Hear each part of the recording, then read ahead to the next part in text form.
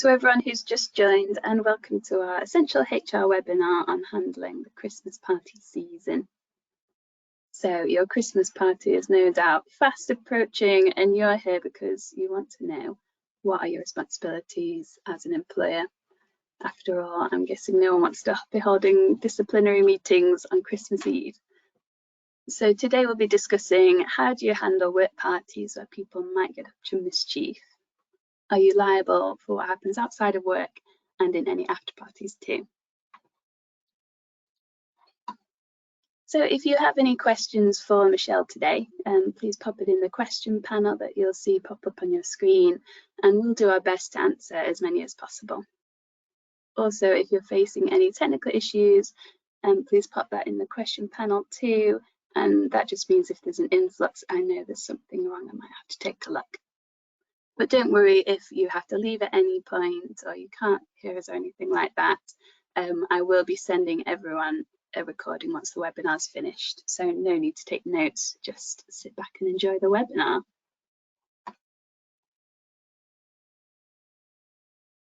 The topics we're covering today are an employer's responsibilities in staff parties, work events versus post-party events, how to handle alcohol and drug misuse, flirting, flings, and unfortunately, sexual harassment, your people policies and how these can support you in this time, and how your own company culture affects all of this. And just a tiny bit about us. So MorePay have been around since 1966, and we make payroll and HR easy. And if you hear some strange noises in the background, that's my cat making her contribution to this webinar. So our platform is built on super secure Microsoft Azure technology, and our services are backed by dozens of qualified payroll and HR subject matter experts like Michelle today. And the proof is in the pudding with our industry recognised accreditations that you can see there, and our excellent Trustpilot rating as well. So feel free to give that a look after the webinar. And how do we make payroll and HR easy?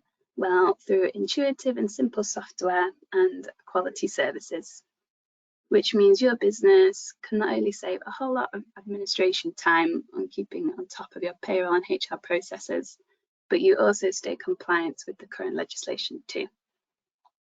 And if you'd like to learn any more about us, just let me know in the chat and one of our advisors can follow up with you if you'd like.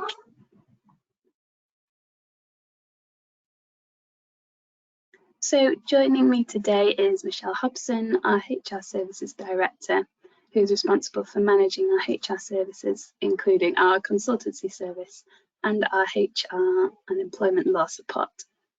So Michelle has an excellent understanding of all the issues that HR professionals face, as well as the ins and outs of employment law. So she's a really perfect speaker to be going through this topic today. I'm now going to pass over to Michelle, who'll take you through the webinar. Thank you, Caris. Yeah, welcome to everybody on the webinar, and thank you for joining us today. Before I dive into the detail about responsibilities around Christmas parties and the things that you need to think about, I do just want to sort of start this off by answering the question of should you have a party. Now, I'm assuming that at this point in November, most people have already made that decision over whether they're going to have a party or not. But if you haven't, it is always worth just thinking about it and thinking about what you and your employees actually want. So just because it is a tradition doesn't mean that you have to have a Christmas party. I think COVID has changed things and we've had a few years without Christmas parties. This might be the great time to all get back together and appreciate being able to do that. But it is still a question you can ask. So considerations when you're making that decision. Think about the appetite for a party. Who wants to go? Is that what your staff want? Is that what your employees want? Is anyone still nervous about catching COVID? Is that still a consideration for people? Think about whether your workforce can attend from different office and home locations. So if you are having an office party, say in Manchester, but you've got quite a few people who are home based in Newcastle, for example, are you going to be able to get there? Can you include everyone? Do think about how welcoming it is going to be for people who don't drink. There is a traditional thing that a lot of works Christmas parties are based around alcohol, whether that's a bit of free alcohol on the table or tokens. But just think about, is it going to be welcoming? And that kind of leads on to the next point, which is about making it accessible for a diverse workforce. Does it include everyone? And is it an inclusive party that can include everyone? And then I guess the biggest question is, could the budget that you've got for a Christmas party be spent on something else for the employees and something that they may perceive as better? It may be worthwhile having a poll or a survey with your employees to see what they think about it. Now, I understand that you're never going to please everyone. Everyone's going to have different opinions, but what do the majority of people think? If you are putting on a Christmas party because it's something that you've always done in the past and now you're able to, it may be worth stopping and making sure that that's still what the majority of people want.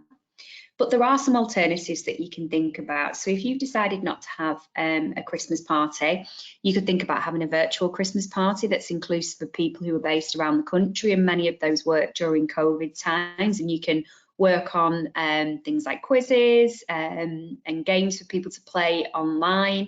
Think about a daytime event.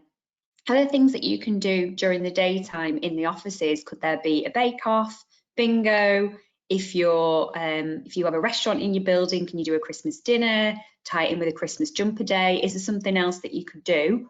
Or could you use that that budget that you've got to give gifts or benefits to the team? And I think it's just worthwhile starting this with thinking that there is alternatives to Christmas parties, and it doesn't always have to be that way. But on to the next slide then. Assuming that you have made the decision to go ahead with the Christmas party, this webinar really is all about how to help you manage that. And that's what the majority of these slides I will take you through on. The biggest thing that you need to think about when having a Christmas party and organising or hosting one is ensuring that you as the employer understand what your responsibilities are with this party. And then once you understand those responsibilities, that can help you mitigate the risks associated with it. So the fact is that an official works Christmas party that you've organised and invited people to is actually an extension of the workplace. So all the usual rules apply, even if that event falls outside usual working hours in the workplace. It's important for you as the organisation to know this, but it's also important for the employees to know this, the ones that are attending. So I'll talk a little bit more about that in greater detail. But the two things that are really key to point out are the duty of care that you have and where the liability lies. So the duty of care, you have a legal duty to make sure employees are safe at work events, and that includes outside of working hours. And you're legally responsible for ensuring that the event is safe and then minimising any hazards or dangers. And to kind of go with this, there is very clear guidance in employment law that employers are vicariously liable for the behaviour of their employees at work social events. So it's really important before you even start organising them that you know what your responsibilities are and that you can communicate them on. If we go on to the next slide then. When you think about responsibility as an employer, and I've just talked through where that responsibility is, a really key thing about this is to think about after parties and what happens after your official works Christmas party stops. So where an employee or employees may carry on a bar or a nightclub after they've finished their work event, or even back to someone's house, it could be really easy for you just to think, well, my responsibility ends at the end of them walking out of that party, because then they are in their own time. It's nothing that we've organised and therefore we're not responsible. Unfortunately, it isn't that black and white, and it's important that you kind of understand the potential consequences of this. So if an employee's actions outside the workplace, or in this case a work event, impact your organisation, colleagues, or affects the way that that individual does their job, then employers can and should intervene. It can even be necessary to take disciplinary action to protect your staff, uphold your values and minimise reputational damage. And just to give you an idea of some of the scenarios where you may be required to get involved, even if they've happened outside of working hours and outside of a work event, it could be something that's happened on social media, particularly after a party, a social media post after people have potentially been drinking, could cause some real damage. And that may be one instance where it's brought to your attention and you may need to intervene. You may need to intervene if there's an incident where the police are involved and it has become serious. Bullying and harassment or allegations of sexual harassment, even if they have taken place at an after party, must be taken seriously. And then to add into that, drug use, if there is drug use that has happened outside a working party, but it has an impact and has an impact on that employee and the ability to do their job, or there's a complaint raised about it because of something that happened because of the drug use, then it may be that you need to take some action. What I would say is at that point that you need to get HR advice on that. So if you're an HR customer of More Pays, then you would need to ring the advice line, because these can be very complex and tricky matters. The lines do become more blurred, but it is certainly not black and white. And it's important that you know that your obligation can extend beyond that work event. To put this into a little bit more context then, I just wanted to talk through vicarious liability and some related case law, which I think is really interesting to kind of put the detail around it, in that an employer may be held liable for the acts of an employee in the course of their employment. Outside of work, it's about, are the acts connected with the employment, and therefore would it be fair to hold the employers vicariously liable? The two instances that I've got here I think are two kind of really interesting ones to pull out. The first one is about Shelbourne versus Cancer Research, which happened in 2019. So this arose from an incident which actually happened at the Christmas party, so not an after party, but during the Christmas party. The event consisted of a buffet, some oversized games, a ceilidh, a disco, and it was open to staff and guests who had bought tickets to attend. So there was a guy called Robert Bilick, who was a visiting scientist. He wasn't employed by the charity, but he was associated with the charity and attended the party. He'd been drinking during the party, and he attempted to lift one of the cancer research technicians, a lady called Sandra Shelbourne, on the dance floor. Because he'd been drinking, he lost his balance and he dropped her, and this resulted in her sustaining a really serious back injury. She made a claim against her employer, alleging that it had provided inadequate supervision of the party and that they were vicariously liable for Bilick's actions, even though he wasn't an employee of the company. The important thing here is that the case was looking at two things. It was looking at the scope of duty of care and whether the cancer research should be held liable for the negligent act.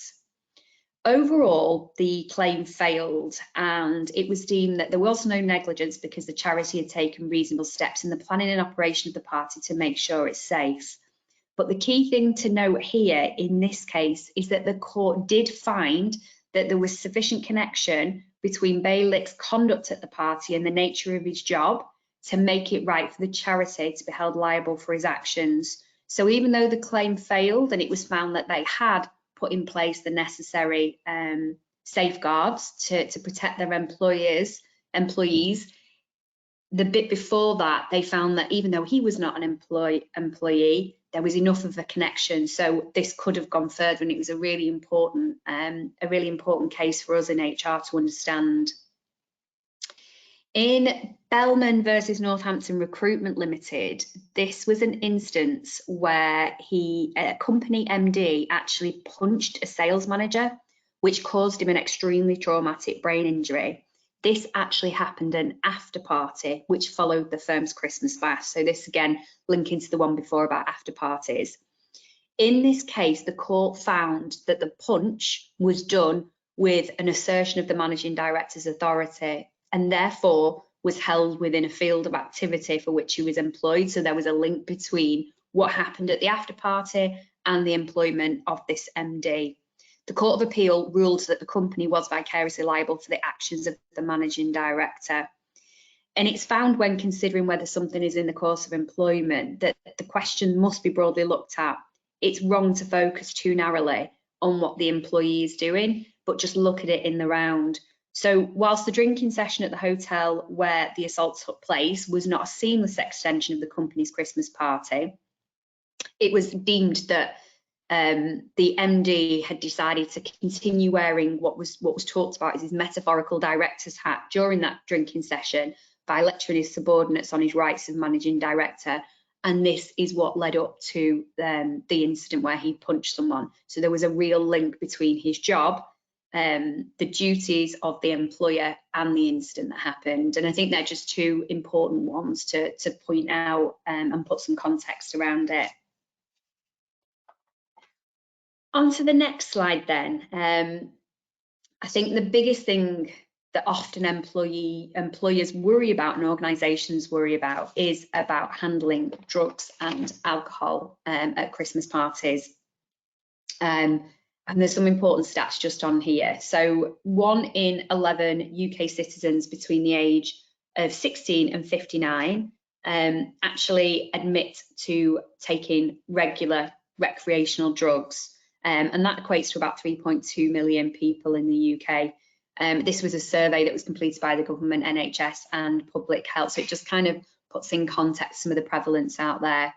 And then research that we actually conducted a few years ago with over 1,000 respondents had found that 25% of workers admitted to being so drunk at one of their work's Christmas parties that they couldn't actually remember getting home, essentially blacked out after drinking too much. And I think these are the things that you need to think about when you are looking to mitigate the risk. And this isn't about us trying to tell you to take all the fun out of the parties, because if you removed all these things, maybe they wouldn't be as appealing. It's just what can you do to make sure that it's handled in the safest way. So on the next slide then, we're really starting to think about what you as employers can do about it. Obviously, we've established that because of that liability, you do have a right to intervene in this. There is a right and an obligation as you as an employer to make sure that people behave accordingly. So yes, where the conduct that is happening at a works party impacts the business or employees, you want to protect people and minimise the risk of reputational damage. So some things that you could consider doing: reconsider a free bar. Is that the best use of the budget that you've got? Particularly bearing in mind some of the comments that we've made around giving out free alcohol can exacerbate that instance of potential for things to go wrong when people have had a drink. Could you give out a couple of drink tokens, then people default to paying for their own drinks, and you use the rest of that money to do, I don't know, a raffle and give away some prizes? So put that party budget onto other things and remove either the emphasis or the sole focus on alcohol.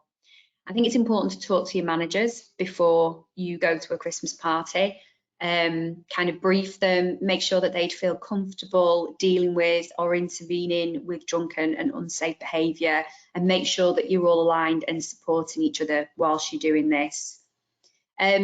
Be very mindful of the dangers of drink driving the morning after a works Christmas party. So if you are having a Christmas party that is on a work night where you're expecting people to be in the next day, of course it is their responsibility to make sure that they are sober to drive.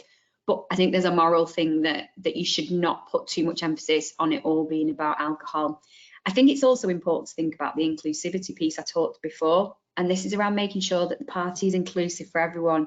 Not everyone drinks.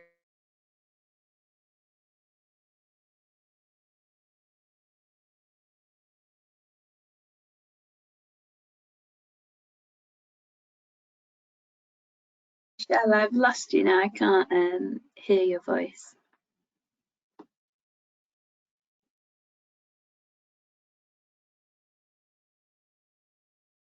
I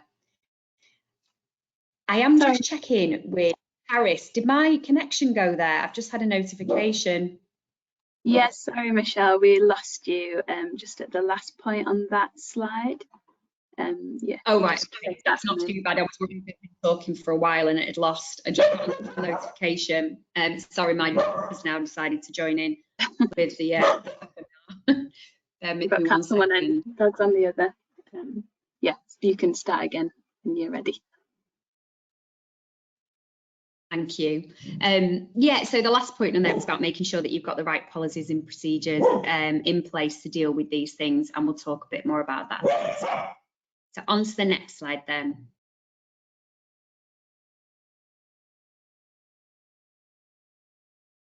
So next thing that I wanted to talk about was flirtings and flings, which is obviously a bit of a risky subject to talk about, but something that I think we need to tackle head on, and really get you to think about this before Christmas parties happen.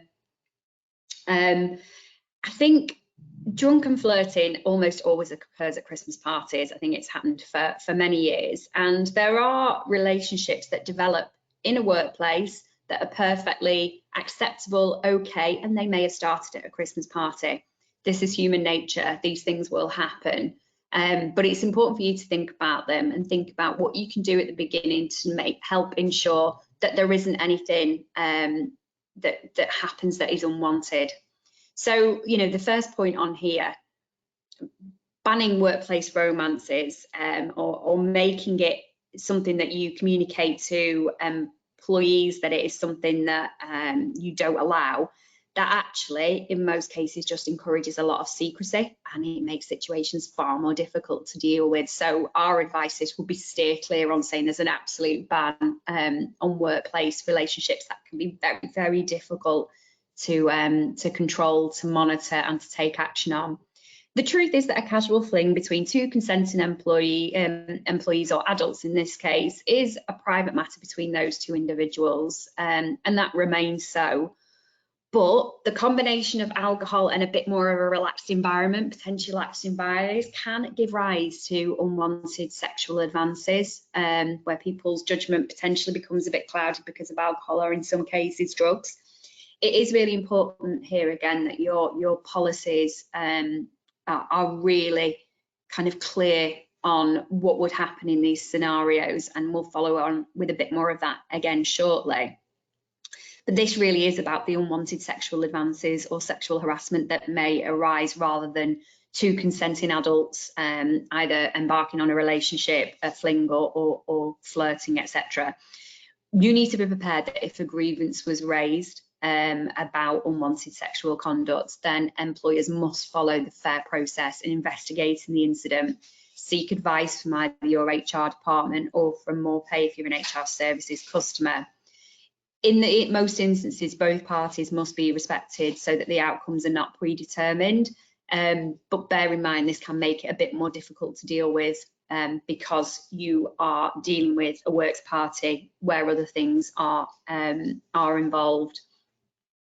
So you need to take a proactive approach to making sure that you're prohibiting such misconduct via your policies. Make sure that it's very clear to your employees how you expect them to behave. You know, thinking about the Me Too campaign, and really looking at how you handle them. So then, as I said, we talk more about people policies and how important it is to make sure that you've got the right policies in place so that you as an employer feel that you've got the groundwork and the foundations in place to deal with anything that unfortunately happened at a Christmas party. But it's also about making sure that your employees know what is expected of them, the standard and conduct that's expected of them, and their standard or conduct that includes outside of work, at work events, and let them know what the potential consequences are of those. Have it really clearly laid out, so it may be that it's disciplinary action. So for drugs and alcohol, as a responsible employer, you should have a comprehensive drugs and alcohol policy in place, which alongside expressing what consequences would be in place for misuse of drugs or alcohol in a work environment, it should also cover areas of support and help and prevention being the first port of call. It needs to include all the necessary disciplinary processes that may follow an incident, as well as a process for potential dismissal cases. But it should also state that the outcomes, if drugs or alcohol becomes an issue, about how it's impacting colleagues. And then just to close off on the sexual harassment piece, it's important again to make sure that you've got the right policies and procedures in place which explicitly state that sexual harassment in any context is completely unacceptable in your workplace and would be deemed as potentially gross misconduct even if it has happened at a works Christmas party. And then make sure that you follow through on the right disciplinary process, investigation process, getting the right help from the HR professionals. So the last slide then is just a little bit more about how company culture can really impact your party, and it can help or hinder. And it's important that you feel that you've got the right company culture that will sit behind this. So company values then. So how you approach your party should be reflective of your company values. Whatever those values are, think about how you're organising your Christmas party, the sort of extras you're putting on, how it will work. How does that reflect your company culture?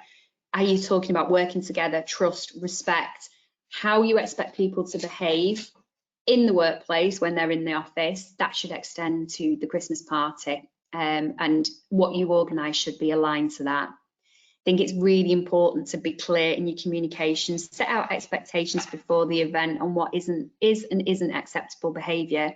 Again, this isn't trying to take the fun out of the Christmas party, and you can think about how you would do this. If you've got robust policies and procedures in place and a really clear line on your company values, and this may be just inherent in how people approach Christmas parties, but it's really important that you have that clear communication. Another one that may seem obvious but may need reminding of is that managers and leaders should be the ones to set the good examples at these Christmas parties. They need to set the tone, but also ensure they're briefed on what's expected of them. They may, in unfortunate circumstances, need to step in and deal with unacceptable behaviour. Are they prepared to do this? Would they know how to handle an altercation or handle someone who's very drunk? Have you got a team of managers who can work together on this and make sure that anything that does happen is kind of dealt with immediately and not allowed to escalate? Thinking about health and safety and how that should always come first. Think about the place that you're having the Christmas party at. Is it a safe place? Consider things like not providing excessive amounts of alcohol that are going to encourage people to get drunk, and consider how people are getting home. Are you in a place where it is going to be easy for people to get home? If you're out in a country hotel in the middle of nowhere, you don't want people trying to attempt to walk home on their own. Just think about all the things that happen around it. Make sure that you've got the right policies in place that we've always talked about, and just try to remember to have fun. This webinar isn't trying to take the fun out of the Christmas party. It's supposed to be something that will lift people's spirits and give them a chance to celebrate, and that should always be the aim of it. And it certainly can happen as long as you've thought in advance and really planned well. But I think a sort of a point to know is, especially managers in organisations, try not to get drawn into work conversations with people. This can be difficult when someone's quite insistent when they've had a drink on letting you know what they think, but try not to get drawn into them and let them know that it's not acceptable. But the party event of the year is for people who've worked hard to be rewarded for that, and the objective is for people to have a good time. I think just before we go on to questions, just to finish off, I'm hopeful that some of these things that we talked about will be really helpful for you in terms of mitigating a risk and just ensuring that everyone does have a good time, but you as the organisers of the events feel that you've got things in control. But in the event that something does occur, in the very unfortunate event that something does occur, make sure that you follow the correct procedures afterwards. And if you're a more paid customer, obviously speak to the HR advice line on what steps to take, because these can be tricky situations to deal with. And the biggest thing is make sure that you deal with them as soon as possible. Don't let time grow, the grass grow underneath it. Make sure that you deal with them in a timely fashion. So that brings us to the end of the slides, leaving time for questions. So I'm going to go back to Paris and see what questions have come in. Thank you so much, Michelle. That was so interesting, and I think you've provided loads of great insights that will be very valuable. Yeah, many great points. And I just wanted to add on to the end of that there, any more paid customers have access to the advice line 365 days a year. So even if things do happen at your Christmas party and you want to talk about it over the Christmas break, you can do that. So we've got quite a few questions coming in. this first one I think is quite interesting, would be good to explore. So is it okay to have a Christmas party when redundancies may be happening in the business? That's a really tricky one to get the balance. There isn't a right or wrong answer here. I don't have a black and white yes or no. You may need to think about the tone that this is setting for the organisation, that whilst redundancies are going on, that you as a company are spending money on a Christmas party. Now, obviously in the background, I could probably guess that not having a Christmas party wouldn't mean that these redundancies didn't take place. It's not quite as simple as that from a financial perspective, but you do need to think about the message that gives out. But you also need to balance people who are left and how they may feel about it. I think you need to weigh up the mood of the organisation and make a very careful decision.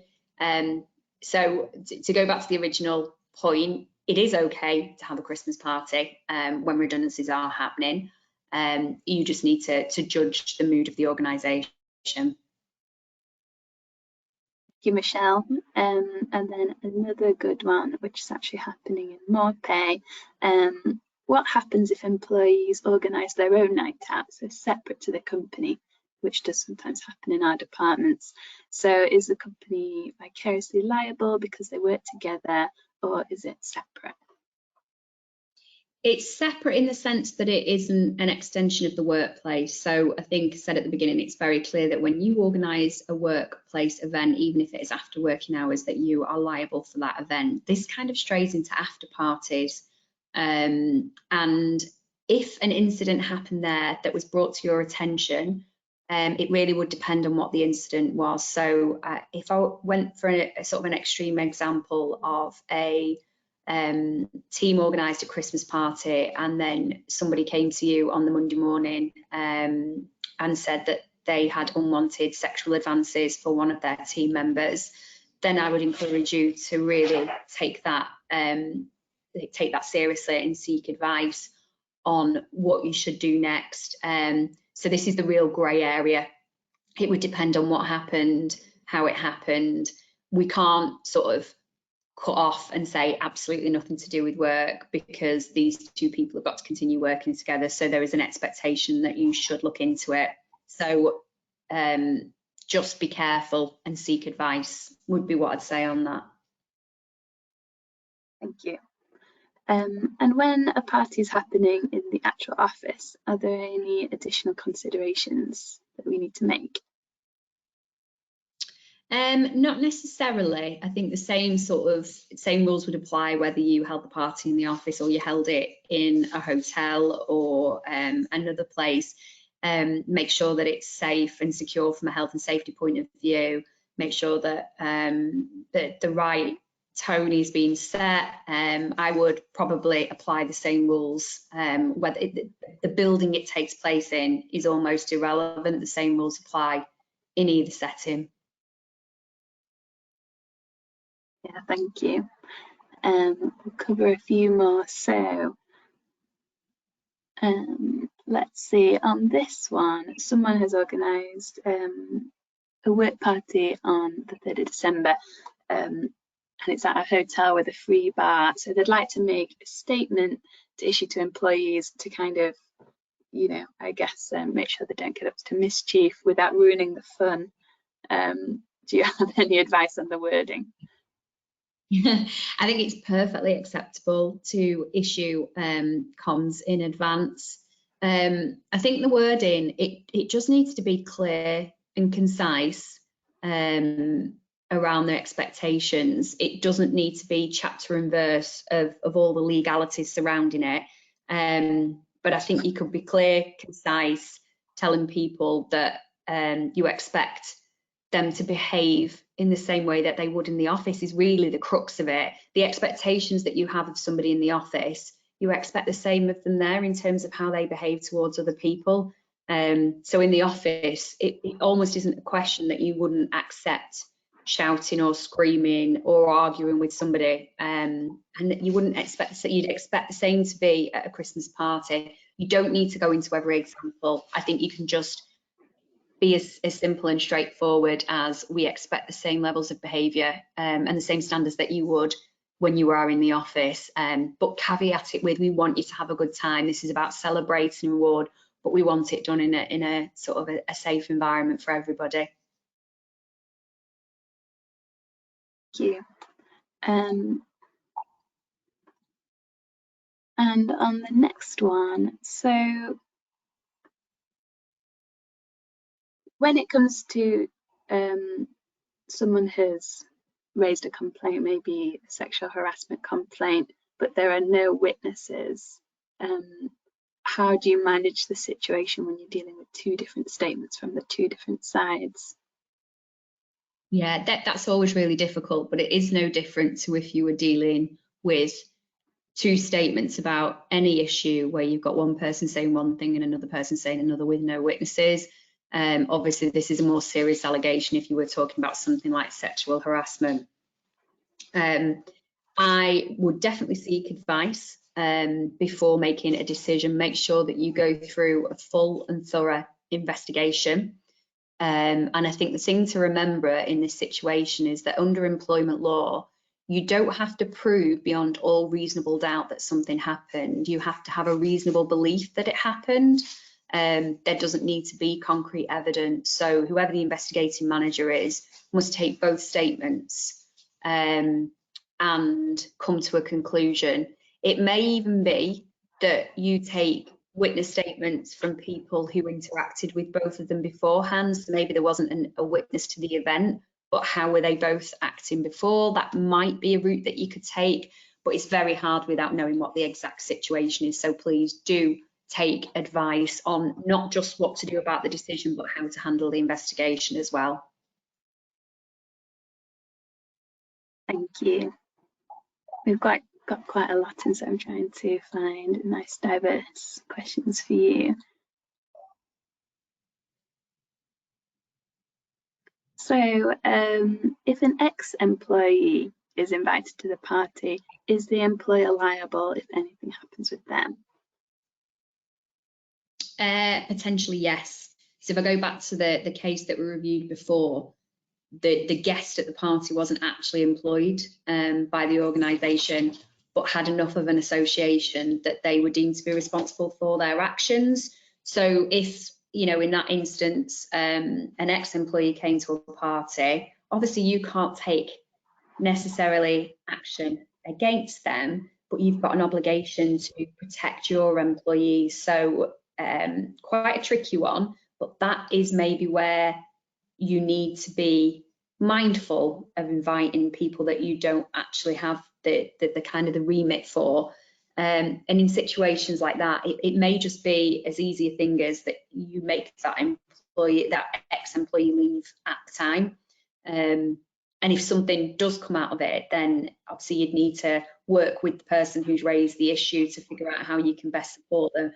And it may be that you think in the future is that this, do you want to extend it to people outside of the organisation? That can make it more tricky. The same would go for, you know, inviting employees, partners or spouses. That can be quite tricky as well. So do really think about it. Thank you. And I'll just do two more. So we've got a few kind of logistical ones asking if basically if employers are obliged to help people get home. First of all, would that be, you know, is that necessary? And in a specific, sorry, go on. Sorry. We've got a specific example of one company holding a party in London. So they're putting up staff who live further afield, but they're expecting local staff to get home by themselves. And is this okay? Yeah, I think that's perfectly reasonable. There does need to be an understanding, like I said, of making sure that people are safe to get home. But somewhere like London, there are taxis, there are tubes, there are trains. There's probably lots of options for people. So you're not obliged to get people home safely. That is not an obligation. But it's good to show that it's been a consideration so that people who live far away, you can't be expecting someone to get home at midnight if they lived in Manchester. And just make sure that, you know, things like on the Christmas invite party list, that you put taxi numbers on there, that local taxi firms or suggest that there's a train station that's very close by, and help publish train timetables, or maybe start up an informal channel where people can agree to go home together. It's just things that are encouraging sort of safe practices, rather than having an obligation to actually physically walk them to the door and get them in the house. Thank you, that's very good advice. And our last question, we've had quite a few in about what happens when your senior management or your MD or your CEO are the ones who are either not bothered about inappropriate behaviour or are the ones who are doing it themselves. So how would you approach that as a HR professional? Yeah, that's a very difficult situation. Obviously, as a business, if you've got an employee who is raising concerns about a senior member of the team, then they should go to HR to deal with this. One thing that would help is to make sure that your company has a whistleblowing policy, and that there's a confidential helpline that they could go to, and that would be a really key thing. I think it all depends on the makeup of your organisation. So even if it is a senior member, is there another member of the senior leadership team that you can discuss this with? Even if it's the MD, is there other members of that board that it could be brought to the attention of? The one thing you can't do is ignore it. A company would certainly be held liable, and this is sort of just on the face of the information I've got. A company would certainly be held liable. Being an MD does not excuse behaviour, and as you've seen from the example I gave previously in the case study, that was an MD who had punched somebody else and had asserted their authority. They're tricky situations to deal with, but take advice and deal with them. Yes, very good advice there, and very interesting questions. Thank you for sending them in. So if you do have anything else you'd like to explore in the HR or payroll front, you can just head to our website, and we've got a knowledge centre. You can find it on the main menu, where we've got absolutely everything, advice from our experts in articles, guides, white papers, past webinars, you name it, we've got it. So do check that out if you've got further questions. We've got case law as well that you can explore on there. Finally, we've had a few comments in on how they can access the advice line. If you do need any help with your HR, we've got a team of experts on hand. So just let us know in the comments if you'd like to learn more about our services. And I'll send over this webinar recording by tomorrow. So just keep an eye on your emails. I will send it to everyone, even if you've had to dip out halfway through. Again, thank you so much for coming, and thanks very much to Michelle for all your sage advice. Yeah, thank you to everyone who's attended and for those really, really good questions. I think they were a great range of questions to help get people thinking about it. So thank you for your attendance, and thank you, Vicarious, for helping organise this. Thank you, everyone. I'll close the webinar now.